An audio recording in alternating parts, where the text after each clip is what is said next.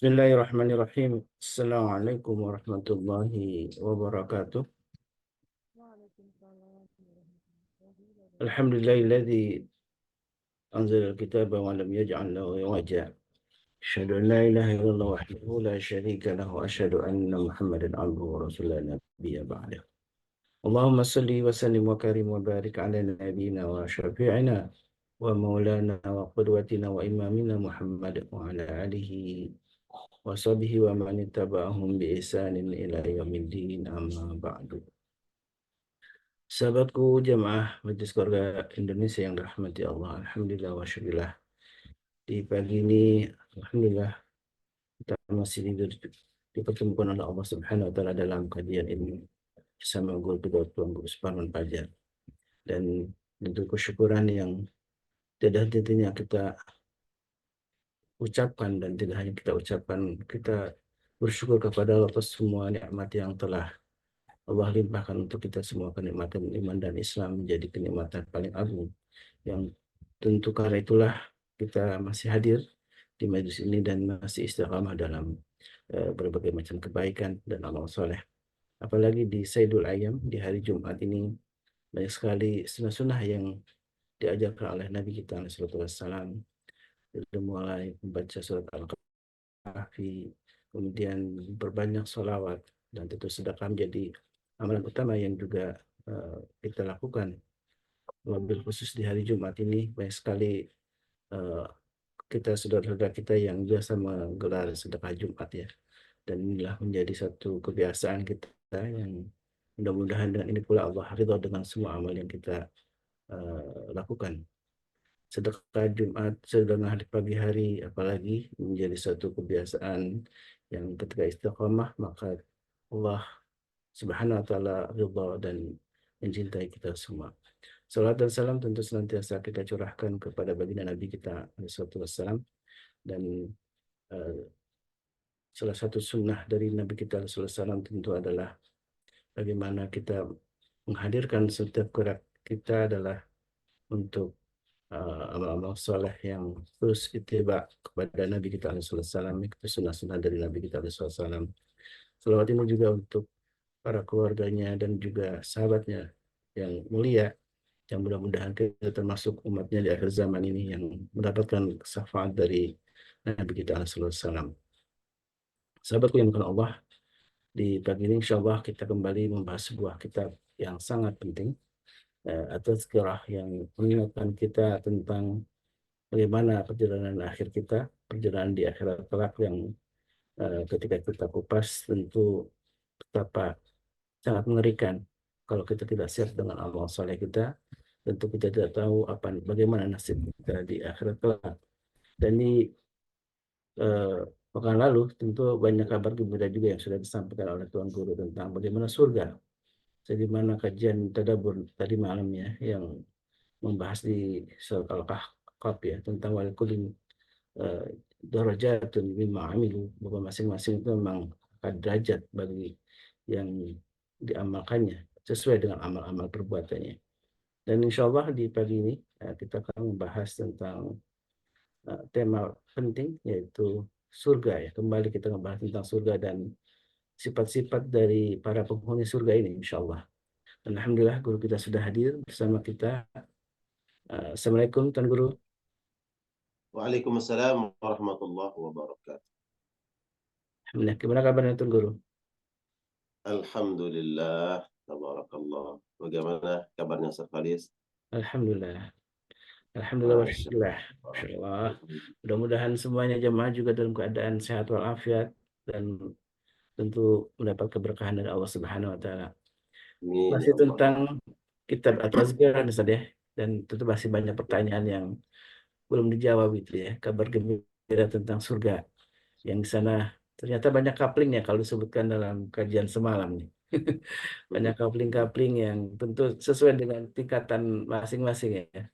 Tingkatan surga yang dimiliki oleh orang-orang beriman tentu masing-masing beda, dan dalam sabda Nabi bermohonlah dengan surga Firdaus tadi begitu ya. Surga paling tinggi ya surga Firdaus gitu ya. Tapi apakah kita pantas untuk mendapatkannya? Maka inilah kajian bersama guru kita Tuan Gus Parwata. Tafadhal masykur Ustaz. Assalamualaikum warahmatullahi wabarakatuh. Waalaikumsalam. Waalaikumsalam warahmatullahi wabarakatuh. أحمده ربي حمدا طيبا كثيرا مباركا فيه يليق بجلاله وعظيم سلطانه، وأصلي وأسلم على سيد الأنام سيد الأولين والآخرين سيدي بني آدم نبينا ورسولنا وإمامنا وقدوتنا وشفيعنا مولانا محمد وعلى آله وأصحابه ومن سار على نهجه واستنى بسنته إلى يوم الدين وبعد. قالوا سبحانك لا علم لنا إلا ما علمتنا إنك أنت العليم الحكيم. اللهم علمنا ما ينفعنا وانفعنا بما علمتنا وزدنا علما وأصلح لنا شؤوننا كلها ولا تكلنا إلى أنفسنا طرفة عين. Alhamdulillah wa syukurillah. Apa kabar semuanya? Pak Haji Usyadi, Masya Allah, Tabarakallah. Bunda Fina,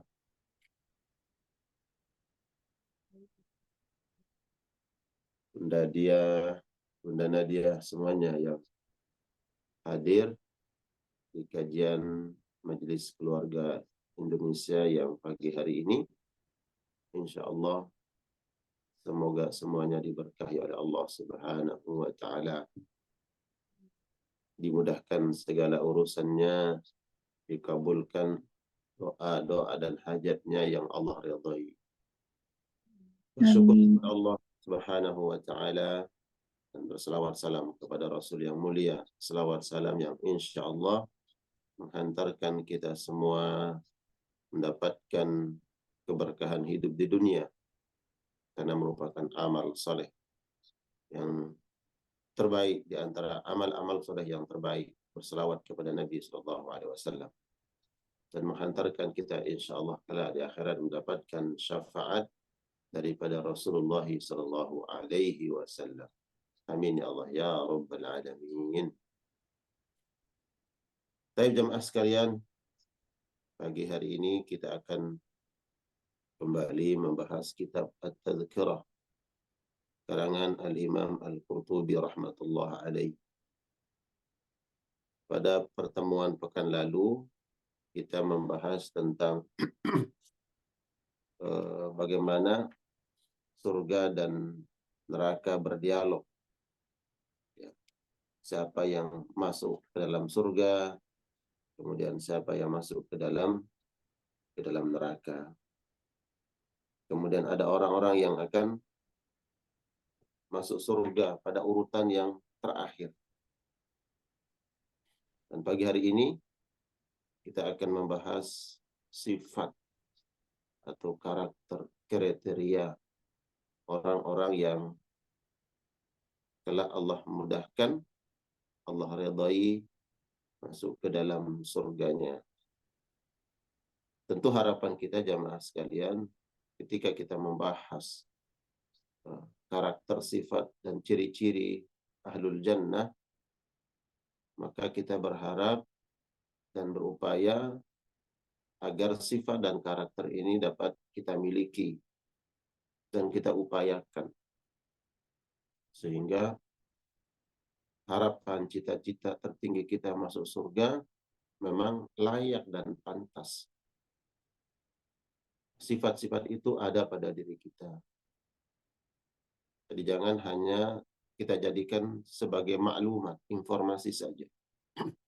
Tapi bagaimana nanti karakter atau sifat ahli jannah ini melekat pada diri kita. Bab sifat fi sifati ahli jannah wa ahli nar. Bab tentang menjelaskan ciri-ciri atau sifat-sifat orang yang akan masuk ke dalam surga Allah Subhanahu wa Ta'ala, dan sifat orang-orang yang masuk ke dalam neraka. Hadis yang bersumber dari An-Iyad ibn Himar atau Hamar al-Majashi'i anna Rasulullah sallallahu alaihi wasallam qala yawman fi khutbatihi. Ya, sahabat ini bercerita bahwa Nabi berkhutbah. Di antara tema khutbah Nabi sallallahu alaihi wasallam adalah beliau Rasul menyampaikan ahlul jannati thalathatun, yang akan kelak masuk ke dalam surga 3 jenis manusia. Yang pertama, dzu sultanin muqsid mutasaddiq muwaffaq. Pertama adalah penguasa, yang mana penguasa ini muqsid, dia adil. Pemimpin, penguasa yang adil. Kemudian mutasaddiq, dan raja atau penguasa yang adil ini orangnya dermawan, gemar bersedekah. Bersedekah dengan hartanya, bukan bersedekah yang bukan haknya. Adapun kewajiban dia mensejahterakan, ya, kemudian berbuat baik terhadap rakyatnya, tentu hal tersebut merupakan kewajibannya. Tapi ada sisi lain yang sifat yang dimiliki oleh raja yang adil ini, dia gemar bersedekah dengan hartanya. Ya, jadi dengan hartanya, umpama dia punya gaji, dia punya harta, dari gaji dan hartanya itu dia keluarkan untuk bersedekah, bukan dari anggaran negara. Kalau anggaran negara memang itu sebuah kewajiban, ya, bukan dari bansos. Bansos, nah, itu kewajiban dia. Ya, bagian kalau dia adil, ya, maka dapat dari nilai keadilan. Tapi Nabi menyebutkan mutasaddiq ini memang dari hartanya. Sebagaimana para salafun salih terdahulu, Umar bin Khattab, Umar bin Abdul Aziz, mereka mengeluarkan sekian persen dari gajinya, dia sisihkan. Bahkan Abu Bakar As-Siddiq radhiyallahu taala anhu, ketika beliau meninggal dunia, akan meninggal, beliau berwasiat, berpesan kepada anak-anaknya agar harta yang beliau dapatkan dari jabatan beliau sebagai khalifah yang dia dikumpulkan oleh keluarganya, Abu Bakar berpesan agar dimasukkan ke Baitul Mal. Bukankah ini merupakan sedekah? Ya, dari gajinya, ya, bukan dari Baitul Mal, tapi dari gajinya dia masukkan ke Baitul Mal, dia bersedekah. Ini pertama yang disebutkan oleh Nabi, Dzu Sultan Muqsid Mutasaddiq, raja atau penguasa atau pimpinan yang adil dan memiliki sifat gemar bersedekah. Muwafaq, dan dia menjalankan roda pemerintahannya, kekhilafahannya atas bimbingan Allah. Tidak keluar dari jalur syariat. Ini luar biasa. Ini manusia pertama yang disebut oleh Nabi di dalam hadis ini. Dan tidaklah Nabi menyebutkan manusia ini pada urutan pertama karena memang keutamaannya yang sangat luar biasa. Faedahnya, manfaat yang dihasilkan, yang ditimbulkan dari raja yang adil dan gemar bersedekah, tentu nilai manfaat yang hadir sangat luar biasa, sangat besar. Dan akan mendatangkan kemaslahatan. Raja adil, kemudian gemar bersedekah. Masya Allah, berapa gajinya dia sebagai presiden, sebagai raja, sebagai khalifah, sebagai kepala negara, dia keluarkan di jalan Allah Subhanahu wa taala. Yang pertama, kedua, wa rajulun rahimun raqiqul qalbi lidhi qurba wa muslim. Jenis kedua adalah orang yang hatinya dipenuhi dengan kasih sayang. Rajulun rahim. Ya, rajulun rahimun. Laki-laki yang hatinya dipenuhi oleh cinta. Cinta dan kasih sayang. Masya Allah. Mestinya memang nilai-nilai kasih sayang, saling mencintai, saling merahmati, inilah yang mestinya memenuhi setiap kalbu orang beriman. Kalau kita ingin menjadi ahlul jannah, telah masuk ke dalam surga, nah kita upayakan nih. Kita berupaya mendidik, melatih, mentarbiah diri kita, bukan melatih orang lain. Ya, Ustaz Khalis, bukan melatih orang lain. Kalau perkara ini, rajulun rahimun, kita butuh melatih diri kita sendiri. Di antara semua yang hadir jamaah hari ini, apakah perlu saya latih, saya didik menjadi rajulun rahimun? Tidak, saya yang paling butuh terhadap latihan itu. Sehingga kita semua nih memperhatikan diri kita. Sifat manusia cenderung hasad, kemudian zalim, ingin menang sendiri, egois. Nah, ini yang kita buang nih. Yang memenuhi hati kita adalah rahimun. Kalau kita bahas surah Al-Fatihah, ya kan, di tadabbur Al-Fatihah kita ada sifat Allah Ar-Rahman Ar-Rahim. Ya. Allah yang Maha Pengasih, Allah yang Maha Penyayang. Kita bahas itu di Al-Fatihah. Kalau Ar-Rahman itu melekat hanya pada Allah Subhanahu wa taala. Ar-Rahim, Allah mensifati hambanya dengan sifat rahim. Laqad ja'akum rasulun min anfusikum azizun alaihi ma anittum harisun alaikum bil mu'minina raufun rahimun. Itu Nabi. Nabi itu memiliki sifat terhadap orang-orang beriman, dia kasih sayang, berlemah lembut dan penuh kasih sayang. Makanya Nabi menyebutkan di sini, Nabi tidak menyebutkan rajulun rahmanun, ya, tapi rajulun rahimun, laki-laki yang hatinya penuh dengan kasih sayang.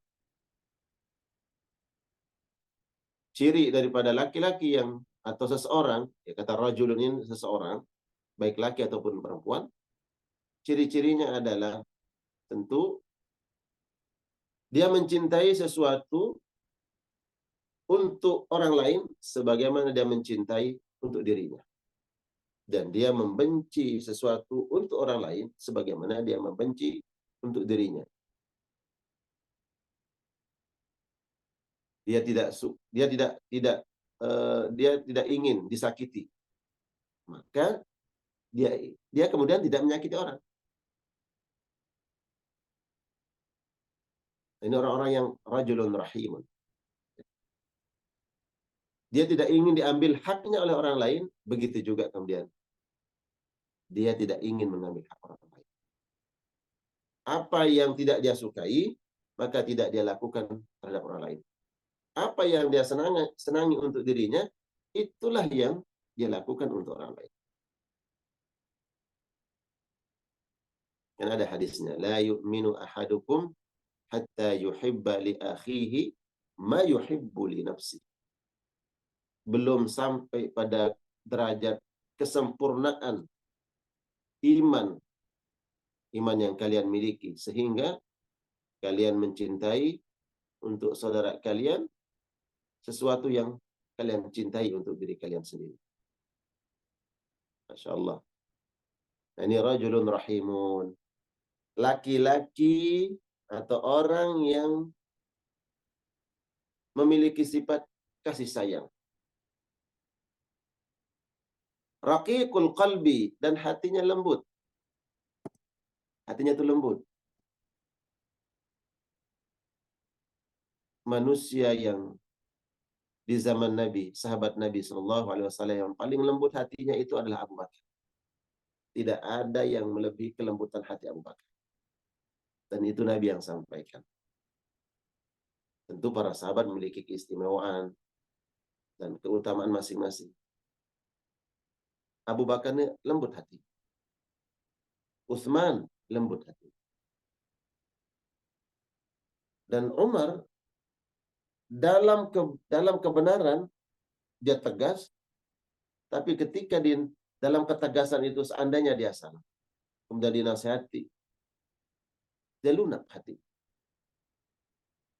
Raqiqul qalbi, lembut hatinya. Wahai para suami, dalam perkara ini saya menasihati diri saya. Wahai para suami, jadilah laki-laki yang lembut, penuh kasih sayang, hati kita lembut, tidak kasar. Nanti karena itu ada lawanannya. Untuk siapa? Lidzi qurba wa muslim. Terhadap keluarga dekat dan seluruh manusia. Terutama orang yang beriman. Hatinya lembut. Hatinya penuh dengan kasih sayang. Lidzi qurba, terhadap keluarga. Pertama disebut, Ustadz Khalis. Pertama disebut di sini adalah lidzi qurba. Kau harus berlemah lembut, berkasih sayang, bersikap sopan, bersikap baik, menatap dengan penuh tatapan kasih sayang terhadap keluarga. Allah. Jangan engkau senyum dengan perempuan lain, tapi terhadap istrimu menatap dengan kasar. Berlembah lembut dengan orang lain. Apa kabar? Masya Allah, ibu sehat. Bagaimana kabar keluarga? Sehat. Sedangkan nggak pernah nanyain kabar istrinya. Ma, gimana? Sehat nggak, Ma? Gimana pagi hari ini? Suasana hati sehat, Ma? Pernah nanya Ustaz Halis begitu? Wah, rajin Sering, banget Ustaz. kita nanya Sering, kabar Ustaz. orang lain. Kabar temen, kabar bestie. Oh, rajin, baik. Tapi kalau nanyain kabar keluarganya, nggak mau tahu. Kata istrinya ntar tumben nanya gitu, Ustaz. Hah? Kata istrinya ntar tumben nanya gitu.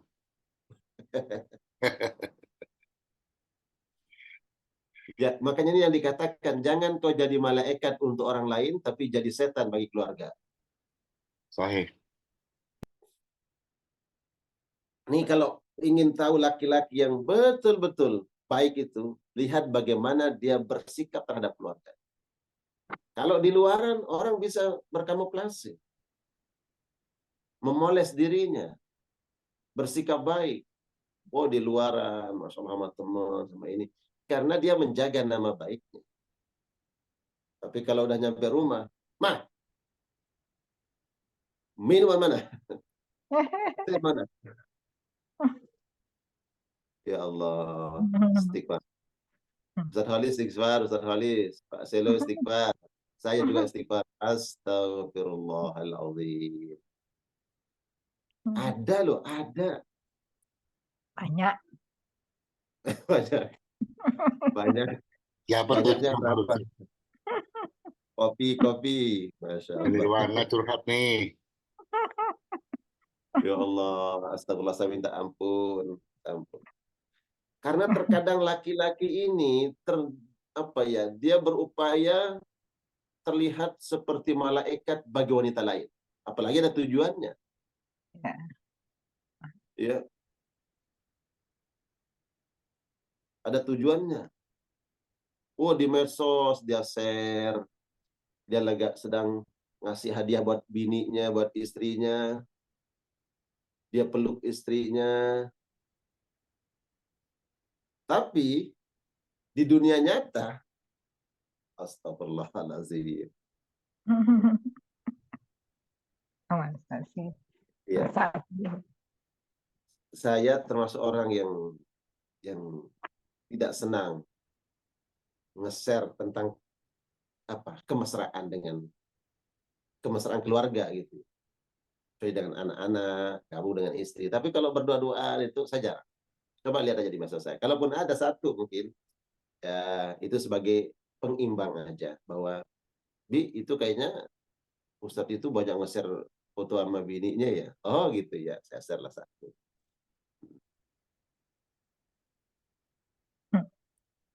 Jangan menjadi malaikat di medsos. Seolah-olah penyayang, pengasih, ya, baik sama keluarga. Tapi dalam kehidupan yang real, kehidupan nyata, kasar sama keluarga. Astagfirullahaladzim. Tentu kita ini tidak lepas ada sisi-sisi buruk kita. Inna nafsal ammaratun bisu. Tentu saya yakin bahwa istri pernah berkata kasar terhadap suami, suami pernah berkata kasar kepada istri. Itu nggak lepas tuh. Tapi ini tuntunan Nabi Shallallahu Alaihi Wasallam.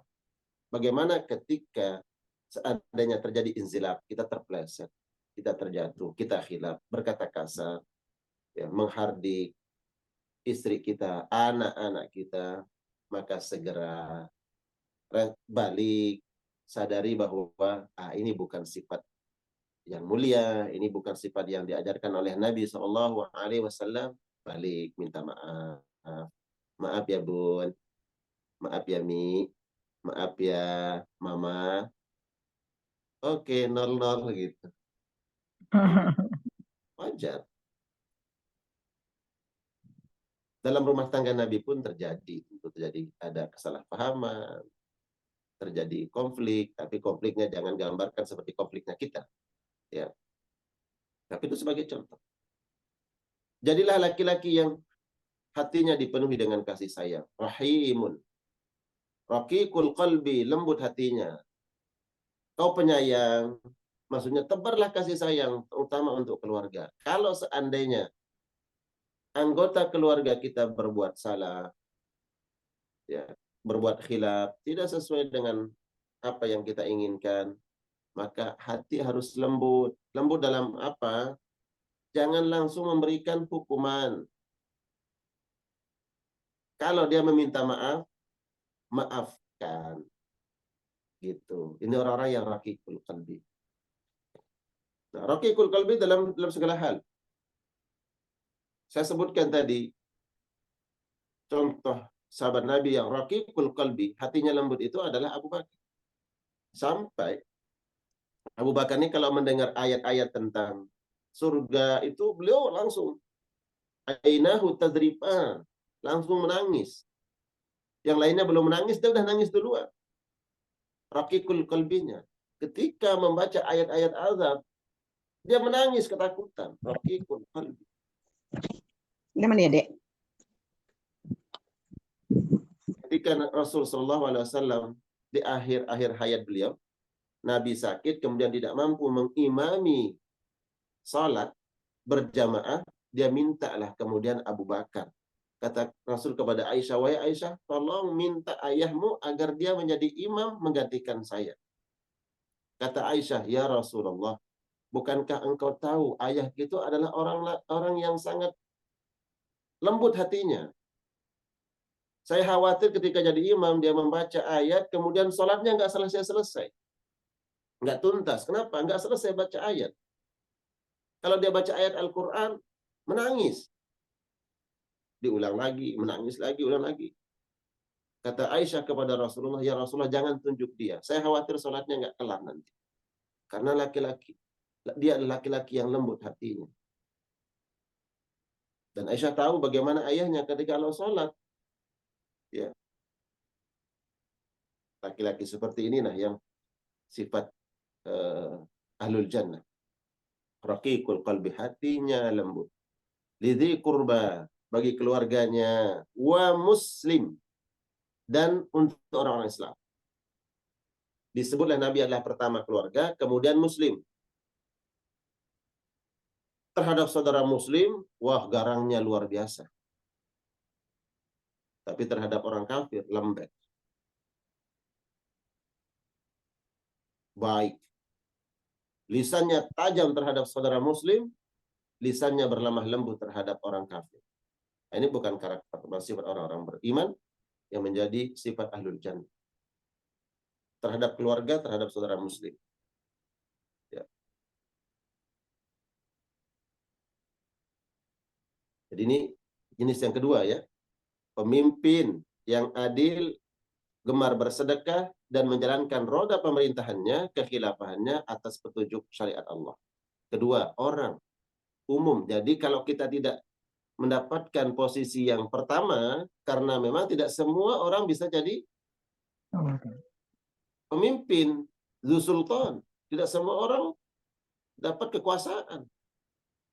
Tapi ada yang semua orang bisa meraihnya. Bagaimana dia mampu membentuk dirinya. Laki-laki yang penuh kasih sayang, lembut hatinya terhadap keluarga. Ini jenis yang kedua. Yang ketiga, tadi Nabi menyebutkan thalatha. Ahlul jannati thalathatun, yang kelak akan masuk surga 3 jenis manusia. Yang ketiga, wa afifun da'ifun mutada'if dzu'iyal. Laki-laki yang menjaga kehormatannya. Afif, menjaga kehormatannya. Dia menjaga kemuliaannya, jangan sampai terkotori, baik lewat sikap, lewat ucapan, lewat perbuatan. Laki-laki yang menjaga ucapannya tentu tidak berkata kasar, tidak bicara seronok, ya. Kemudian perbuatannya juga, dan afif, menjaga harga dirinya. Ya. Iffah itu menjaga kemuliaan. Laqad karramna bani Adam. Allah sudah meletakkan kedudukan manusia di tempat yang Allah muliakan. Nah, kalau kita sudah dimuliakan oleh Allah, maka sejatinya kita menjaga kemuliaan itu. Kita tidak mengotorinya dengan perbuatan, ucapan, sikap yang kemudian kita direndahkan oleh orang lain. Ya. Ini afif. Ya. Makanya kemudian di antara iffah laki-laki itu adalah dia menjaga kehormatan, tidak berbicara, tidak bersikap yang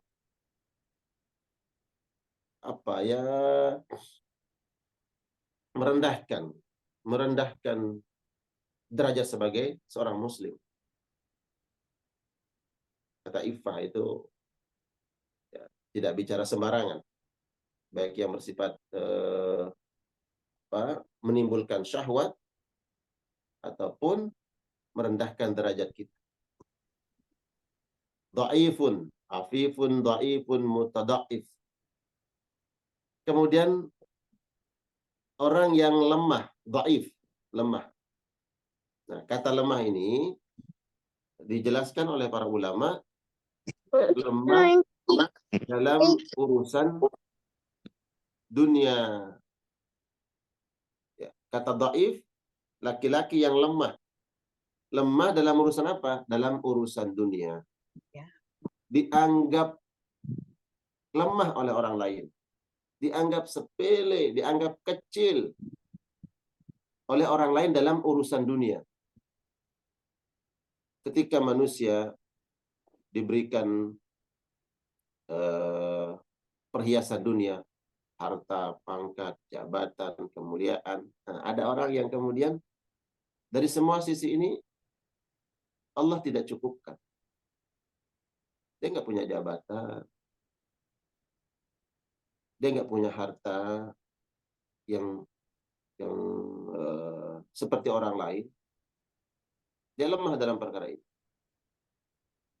Wa mutada'ib, dan diremehkan oleh orang lain. Jadi di antara ahlul jannah nanti adalah ada orang-orang yang Allah angkat derajatnya di akhirat masuk surga karena semasa hidup di dunia diremehkan, dipandang rendah oleh orang lain. Nah, inilah pentingnya kemudian kita menata hati jamaah bahwa ada orang-orang yang menjadi waliullah. Apa itu wali? Kekasih Allah. Orang yang dicintai oleh Allah. Alhamdulillah. Wali Allah ini tidak dikenal oleh halayak luas. Karena dari sisi apa dia akan diistimewakan? Mohon maaf. Dia lemah, dhaifun. Biasanya orang yang punya harta selalu ada kedudukannya. Baik di hati manusia. Oh, dia disenangi, dimuliakan, dihormati. Kenapa? Karena sering membantu, sering menolong orang, dan dia juga pejabat. Tentu baik, ini baik. Ya, karena tadi sudah sebutkan tuh ada orang yang diberikan jabatan, kemudian dia senang gemar membantu orang lain, nanti juga masuk akal. Tapi di sisi yang lain, ada orang yang memang tidak dipandang oleh orang lain. Ya. Biasa-biasa aja. Dia nggak punya harta, untuk mengikat hati manusia, dia nggak bisa. Dia nggak punya harta, kemudian nggak punya jabatan, biasa-biasa saja. Nah, karena Allah sudah mendesain kehidupannya seperti ini di dunia, Allah ma'adil. Allah akan masukkan nanti ke dalam surganya. Selama dia afif, menjaga kemuliaannya. Kemudian dha'ifun mutada'if. Dia lemah dan diremehkan oleh orang lain. Ada wali-wali Allah yang tersembunyi. Dia tertutup dari pandangan manusia. Ada orang yang dicintai oleh Allah Subhanahu wa taala. Hati-hati dengan wali-wali Allah. Kata wali ini adalah orang-orang yang dicintai oleh Allah.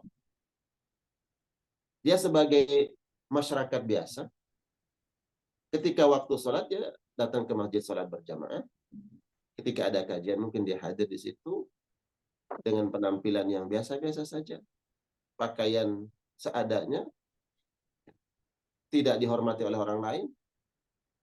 Keberadaannya di lingkungan ada dan tidak adanya ya biasa aja, biasa-biasa aja orang. Karena orang melihat bahwa ya udah dia biasa, nggak begitu banyak berdebar manfaat dalam hal tadi memberikan maslahat, kebaikan. Tapi dalam kewajiban kepada Allah dia salat berjamaah, dia sopan, dia baik kepada orang lain, tidak menyakiti orang lain. Ya. Bahkan cenderung diremehkan, disepelekan. Karena Nabi mengatakan mutadhaif, ini diremehkan ya orang.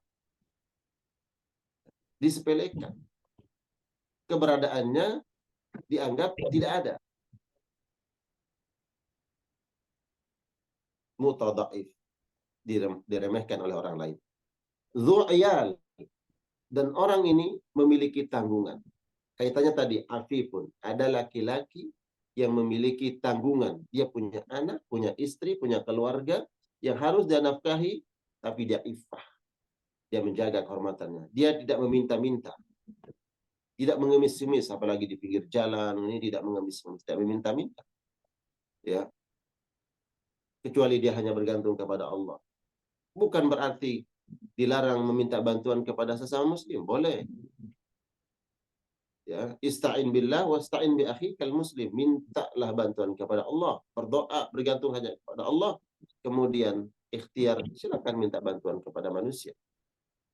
Tapi betul-betul ketika dalam keadaan dia sangat membutuhkan bantuan, dia baru minta bantuan. Selepas itu, dia menjaga iffahnya, menjaga kehormatannya, menjaga kemuliaannya. Dzu'iyal, padahal banyak keluarga yang dia tanggung. Laki-laki yang seperti ini, dia menjaga kehormatannya, cenderung diremehkan oleh orang lain, keberadaannya tidak dianggap, tapi dia taat kepada Allah, saleh, tidak pernah menyakiti orang, tidak mengambil hak orang lain, tidak menzalimi orang lain. Ya. Dan dia menjaga kehormatannya, dan banyak tanggungannya. Ada anaknya, ada istrinya. Anaknya berapa? Anaknya 7. Istrinya berapa?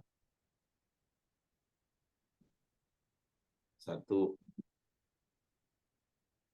Banyak yang dia tanggung, namun dia tetap menjaga kehormatannya. Inilah jenis sifat manusia yang ketiga disebut oleh Nabi Shallallahu Alaihi Wasallam yang kelak akan menjadi ahlul jannah, penghuni surganya Allah Subhanahu wa Ta'ala. Ya. Wa ahlun nar khamsatun, dan penduduk neraka ada 5 jenis manusia. Ini 5. Kira-kira cukup nggak pembahasannya sampai 1 juga cukup. Nah, ini udah jam 6:04. Jadi kita berikan kesempatan Ustaz Khalis untuk bertanya. Para jamaah sekalian Allah muliakan. Adapun lanjutannya nih, masih dalam bab sifatu ahlil jannah wa ahlin nar. Insyaallah kita bahas pada pertemuan yang akan datang. Jenis manusia yang akan masuk neraka ada 5 jenis manusia dengan sifat-sifatnya, dengan karakter-karakternya, ya, dengan tabiat-tabiatnya. Kembali kita ingatkan, ketika kita membaca dan maklumat ini sampai kepada kita, informasi tentang sifat-sifat ahlul jannah ini sampai dan kita paham, tidak cukup sampai pada batasan maklumat, pengetahuan. Bagaimana maklumat, ilmu, ya, dan informasi ini yang kita dapatkan, dapat kita amalkan. Ini yang paling penting. Diamalkan. Kalau Nabi menjanjikan yang akan masuk surga itu adalah laki-laki yang lemah lembut, sikap, santunnya, dan hatinya penuh kasih sayang, ya kita berupaya. Kita berupaya membentuk diri kita, mendidik diri kita, menjadi laki-laki yang disebutkan oleh Nabi tadi. Hatinya lemah lembut, jangan berkata kasar, jangan suka menghardik, kurang ajar. Berkata kasar, apa ya? Kata-kata kasar yang gampang disebut. Ini kalau kita nyebutkan kata kasar jadinya. Mohon maaf. Contoh. Dikit-dikit, goblok. Sering banget dengar tuh. Mohon maaf. Bego. Allah, apa dikit-dikit bego, yang bego dia ngomong. Bego. Saya sebut begitu tuh kayaknya gimana gitu. Astagfirullahaladzim. Istrinya salah langsung nyebut bego, anaknya salah tuh bego, semua bego. Jadi yang nggak bego cuma dia doang. Jangan-jangan dia yang dia. Yang bego. Iya. Begitu. Barakallah. Silakan Ustaz Khalis. Masya Allah, tabarakallah. Mudah-mudahan kita termasuk ya, ini dalam urutan tadi sifat-sifat yang akan menjadi calon para penghuni surga. Dan tadi saya coba headline yang orang sangat lembut ya terhadap keluarga gitu ya. Sesuai dengan kita majelis keluarga tentu ini harus dikampanyekan saja. Karena sebaik-baiknya orang itu adalah orang yang paling baik terhadap keluarga, itu sabda Nabi, dan aku adalah paling baik terhadap keluarga aku, kata Rasulullah SAW. Dan ini kajian jangan sampai cukup di sini. Silakan di-share ke suaminya gitu kan. Ini banyak sekali nih ibu-ibu di sini. Kalaupun ada suami terus apa namanya juga di-share ke istrinya dan sama-sama saling menasihati ini wabil khusus di keluarga yang pertama saja. Masya Allah, silakan jamaah barangkali ada yang ingin sharing juga pengalaman atau mungkin bertanya langsung tentang para penghuni surga ini, dan mungkin ada yang lain juga yang ingin ditanyakan, silakan, mungkin sekitar tema-tema yang berkaitan dengan nasib kita di akhirat kelak. Silakan. Tapi memang hadis ini juga baik sekali saja versi-versi yang Ya, memang banyak versinya. sifat-sifat ini tidak hanya hadis yang ini ya, banyak versinya ya. Banyak. Dan Ya, ada Ada teks hadis yang lain, tapi kan yang kita baca sekarang apa yang ada di kitab ini. Kalau kita buka sifat ahlul jannah itu, nanti ada versi-versi yang lain, ya. Orang yang lembut dan orang yang tegas itu seolah-olah kalau kita pahami bertolak belakang saja. Tapi ketegasan apa sebenarnya yang harusnya dimiliki oleh seorang tentu laki-laki sebagai pemimpin keluarga gitu saja. Ini Ya. mungkin bisa dijelaskan, Ustaz. Ketegasan itu kan dalam sifat, kelemah lembutan itu dalam sikap. Kita harus tegas dalam sikap, dalam sifat kita, gitu ya. Tapi dalam sikap nggak boleh. Contoh gini, anak kita belum sholat, ya kita harus tegas. Nah kamu nggak boleh nggak sholat. Tegas, sifat kita tuh harus tegas. Prinsip tegas. Tapi dalam mengeksekusi, ya menerapkan itu, ya nggak boleh dengan kasar. Makanya Nabi menyebutkan bahwa muru auladakum bisalat wa hum fi sab'. Perintahkan anakmu melaksanakan ibadah salat ketika usianya 7 tahun. Wadribuhun. Boleh berikan shock terapi dengan memukulnya di usia 10 tahun. Memukul itu bukan dengan kebencian, bukan dengan sikap yang kasar gitu ya. Shock terapi aja, kamu ini gimana sih? Hanya sekedar memberikan shock terapi. Begitu juga terhadap istri kan. Ada tahapan-tahapannya, berikan nasihat. Ya. Wahjurhunna fil madaji. Berikan nasihat. Nasihat belum mempan, ya kita harus tegas di situ. Tegas, berikan nasihat. Orang yang nggak tegas, dia biarkan istrinya. La yadkhulul jannata dayyuth. Tidak akan masuk surga laki-laki yang tidak tegas terhadap keluarganya. Ya, tegas prinsip. Kalau istri kita melanggar aturan Allah, ya nasihati. Ini prinsip, ini ketegasan. Adapun dalam bersikap, nah itu yang nggak boleh kasar. Nanti ada penjelasannya. Ya. Dengan nasihati. Ud'u ila sabili rabbika bil hikmah wal mau'izatil hasanah. Kalau engkau menasihati, maka nasihati dengan penuh hikmah. Dengan nasihat yang baik. Ya.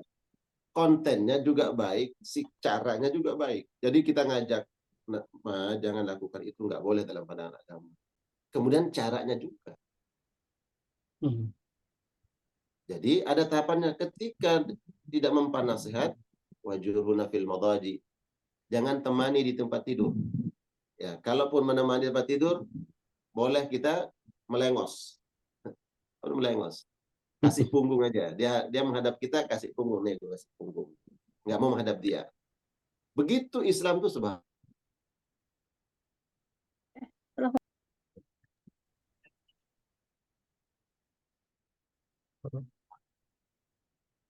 Mute ininya. Bukan digebukin.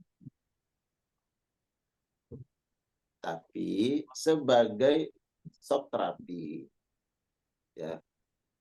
Karena sesungguhnya luka, bekas, pengaruh daripada apa yang kita lakukan bagi pasangan kita sebenarnya adalah yang lebih menyakitkan itu, yang lebih mengenai itu hati. Walaupun hanya kita kita pukul dengan satu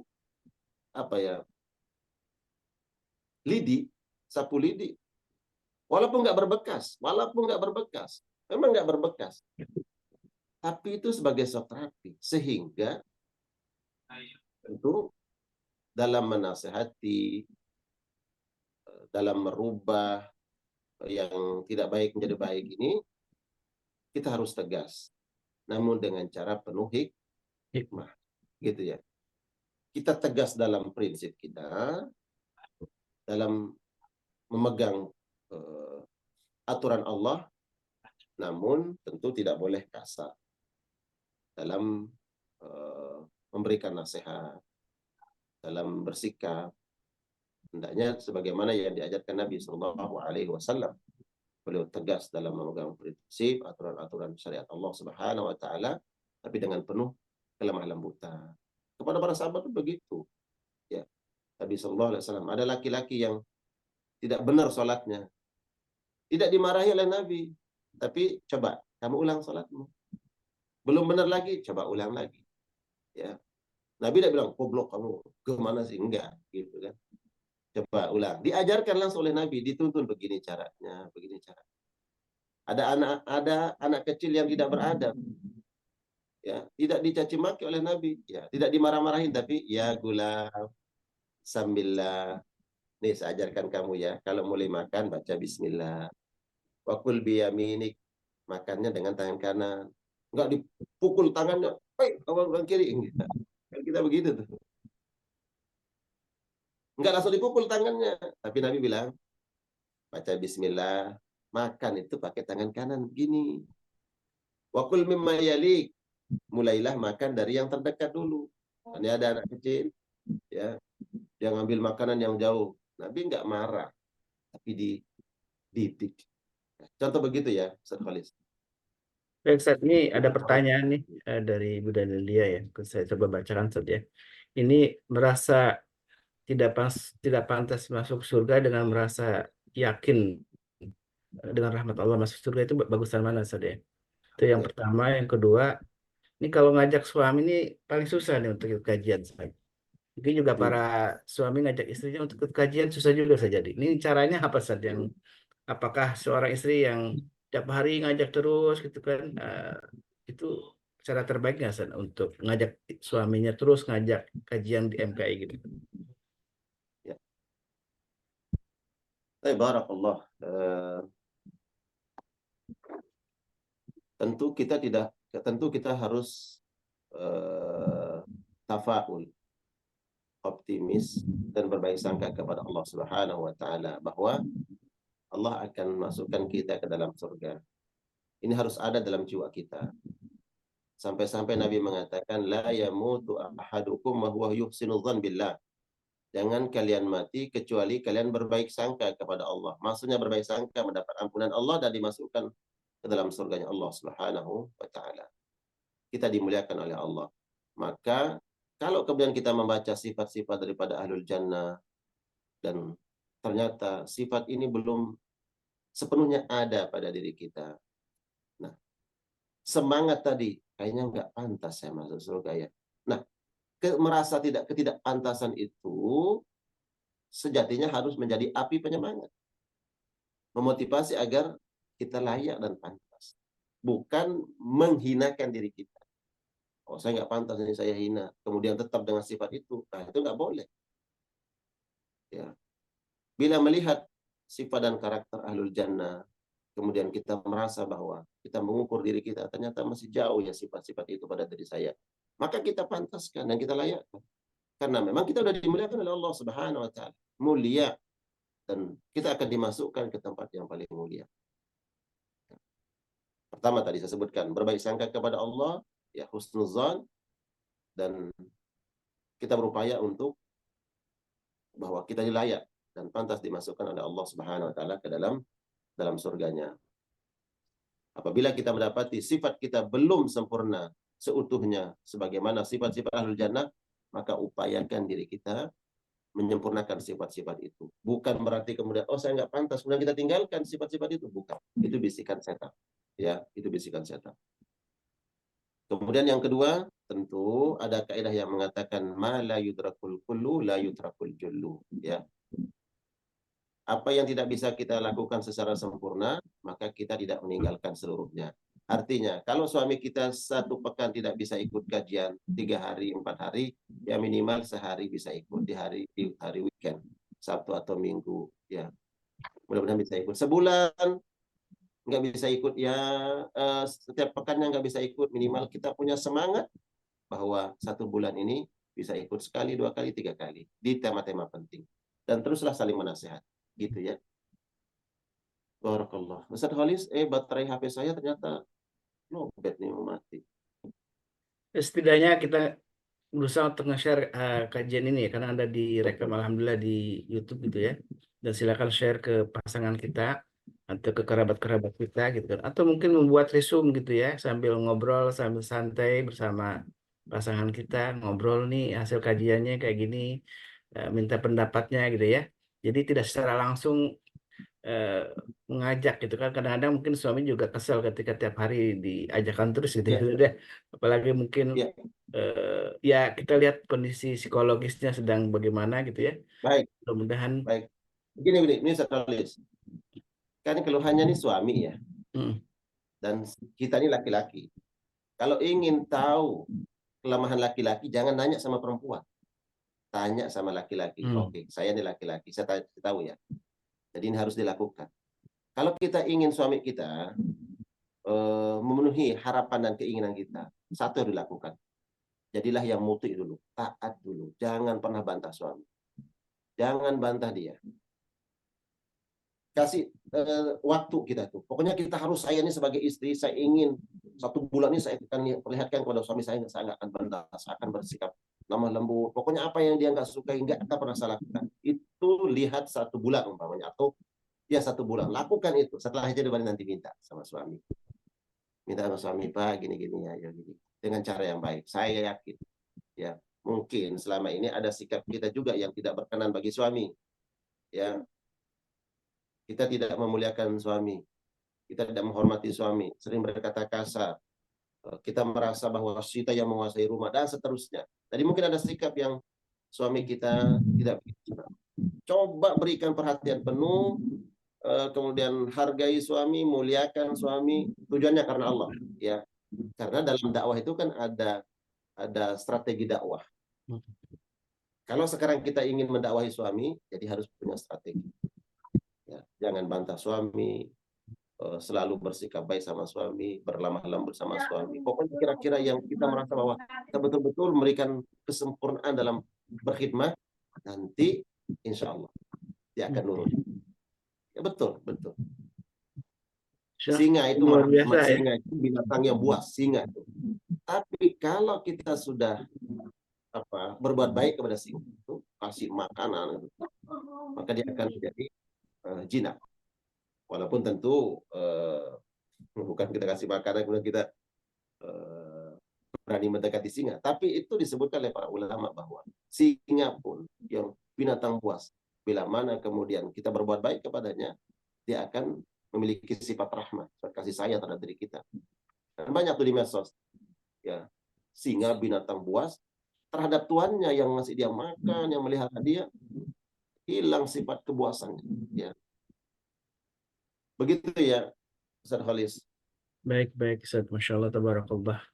Dan memang kita harus mengasah kepekaan diri kita ya, hati kita menjadi hati yang lembut tadi, dan salah satu untuk upaya melembutkan ini adalah dengan sedekah saja yang tadi juga diungkap oleh Ustaz Tuan Guru ya. Berbagi dengan orang, dan alhamdulillah MKI punya program-program sedekah selain sedekah subuh yang memang rutin. Bunda Aisyah ya yang share terus, tidak bosan-bosannya beliau ini setiap pagi juga ada, kita punya program sedekah makan untuk para santri. Alhamdulillah nih, santri dari Tuan Guru, dan juga saya kemarin juga sempat datang ke rumah beliau ke Kriya Quran. Kita doakan karena cita-cita beliau nih, Tuan Guru ini punya pesantren gitu ya, bermula dari Amin. amin amin Allahumma. Kita doakan mudah-mudahan beliau Allah mudahkan untuk memiliki pesantren. Jadi dimulai dengan sedekah. Kita alhamdulillah ingin berbagi dengan cara sedekah makan santri gitu ya, dan insya Allah dengan ada rumah tahfidznya Al Kausar, Ustaz Rahmat, juga ada kriya Qur'annya apa namanya Tuan Guru gitu ya. Juga ada sedekah air yang setiap Jumat kita ingin berbagi air. Dan ini memang puncaknya kalau bisa sampai bisa menggali sumur, luar biasa saja ya. Karena itu menjadi sebuah amal yang disebut oleh Rasulullah, salah satu amal terbaik ini adalah menyediakan air gitu. Karena air menjadi salah satu masalah penting gitu ya, sumber penting dalam kehidupan. Apalagi air bersih mungkin yang kurang di daerah-daerah tertentu, itu Masya Allah ketika kita ikut berbagi untuk menggali sumur, luar biasa, itu menjadi sebuah kebaikan untuk kita semua. Pahalanya terus mengalirkan sepanjang air itu terus memberikan kehidupan bagi masyarakat gitu ya, akan juga kebaikan untuk para peninfaknya. Insya Allah nanti beberapa informasi sedekah ini akan di-share juga di grup. Dan kita punya kegiatan juga insya Allah di hari Sabtu ya, ada kegiatan khitan gitu ya, yang dikomandoin oleh Pak Bude Darmi ya. Dan di pekan depan insya Allah di Ahad tanggal 18 ya Agustus, dalam rangka kita memperingati kemerdekaan, kita bikin ruqyah aja gitu Ustaz. Alhamdulillah. Mudah-mudahan Tuan Guru juga bisa hadir menyambangi di kediamannya Abah Huseri nih di apa namanya? Saya jadwal jenguk anak Ustaz Halis. Oh, Masya Allah, ke Semarang ya. Iya, Semarang. Betul. Baik, barakallahu fikum. Mudah-mudahan Allah senantiasa memberkahi kita di pagi yang mulia ini, pagi yang penuh berkah, pagi yang insya Allah senantiasa penuh dengan keberkahan, karena Allah Subhanahu Wa Taala menjanjikan bagi hamba-hambanya yang senantiasa ingin berbuat baik, terus istiqomah khairat, itu Allah akan bukakan jalan kebaikan untuk kita semua. Amin Allahumma amin. Mungkin Tuan Guru bisa doa ya di sebagai penutup. Tafadhal. أعوذ بالله السميع العليم من الشيطان الرجيم. بسم الله الرحمن الرحيم. الحمد لله رب العالمين. حمدا يوافي نعمه ويكافئ مزيده. يا ربنا لك الحمد كما ينبغي لجلال وجهك وعظيم سلطانك. اللهم صل وسلم وبارك على محمد وعلى آل محمد. اللهم اغفر لنا اللهم اغفر لنا ذنوبنا ولوالدينا وارحمهم كما ربونا صغارا. جميع المسلمين والمسلمات والمؤمنين والمؤمنات الأحياء منهم والأموات. اللهم انصر إخواننا المستضعفين، إخواننا المظلومين في غزة، في فلسطين. اللهم انصرهم على أعدائك أعداء الدين. اللهم تقبل شهداءهم واشف مرضاهم وداوي جريحهم وكن له معينا ونصيرا. ربنا لا تزغ قلوبنا بعد إذ هديتنا وهب لنا من لدنك رحمة إنك أنت الوهاب. ربنا آتنا في الدنيا حسنة وفي الآخرة حسنة وقنا عذاب النار. والحمد لله رب العالمين.